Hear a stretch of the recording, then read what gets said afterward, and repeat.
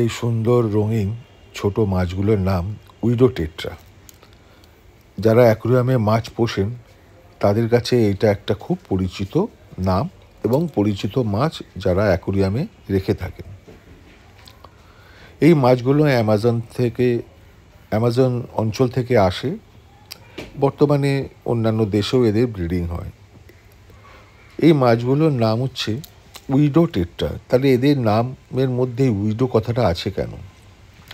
তার কারণ হচ্ছে স্ত্রী মাছ ডিম পাড়ার পর পুরুষ মাছকে মেরে ফেলে, তাই জন্য এদেরকে বলা হয় উইডো টেট্রা।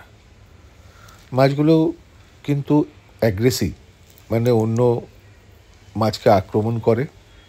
এরা ডিম পাড়ে, কিন্তু এরা অ্যাকুরিয়ামের পক্ষে বেশ ভালো একটা মাছ, মানে সুন্দর দেখতে বলে অ্যাকুরিয়ামে রাখে। এদের অনেক ভ্যারাইটি আছে, অনেক কালার আছে। যাই আমার কাছে যেটা আছে সেটা হচ্ছে গোলাপি রঙের আর কি। খুব সুন্দর দেখতে এই মাছগুলো। ধন্যবাদ।